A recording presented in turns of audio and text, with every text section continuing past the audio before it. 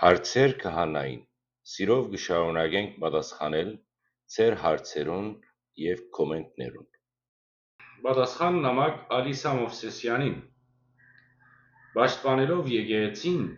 կանարգեք ճշմարտությունը։ Սիրելի տիկին Ալիսա,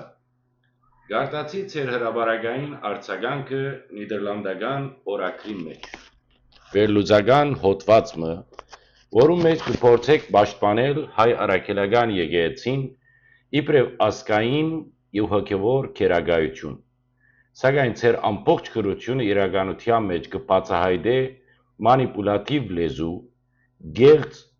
հույս և ճշմարտության աղճատում։ Դուք կխոսիք վտանգներու մասին, որոնց ենթարկված է եկեղեցին,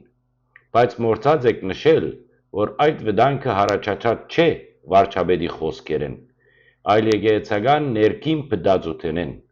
տասնամյակներ շարունակ կուտակված կաշառակերություններեն, սրբության ծաղրանքե ու կուսակրոնության խախտումեն, որում մասին դուք կերատասեցիք լրությունը։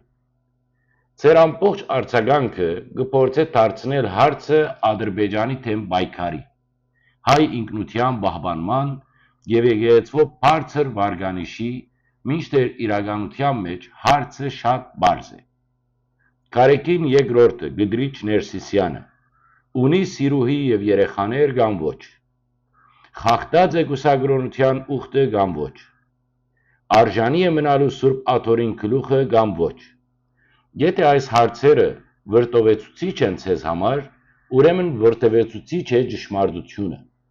Ձեր գրած շեշտերում մեջ չկա ոչ մեկ բացատրություն այս հարցերու մասին։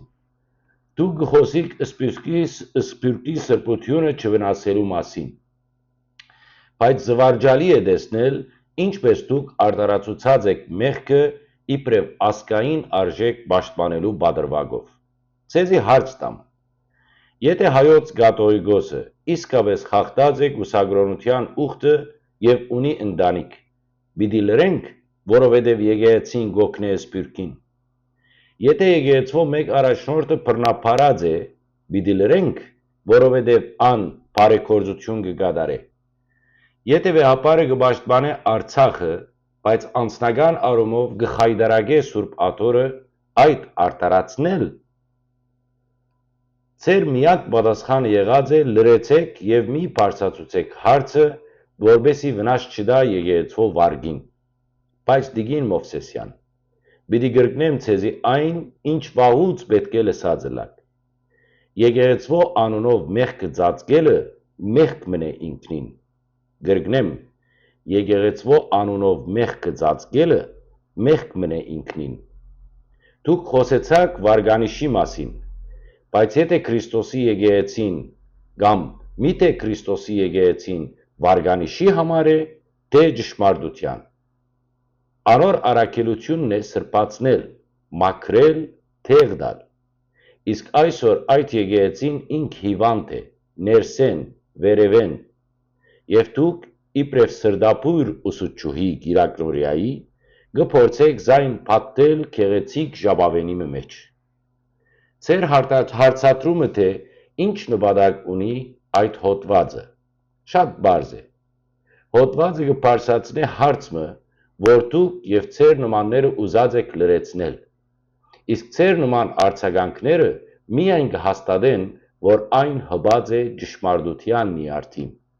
Եվ ի վերջո, մի տվեք սփյուռքի պատասխանատվության մանրաժին։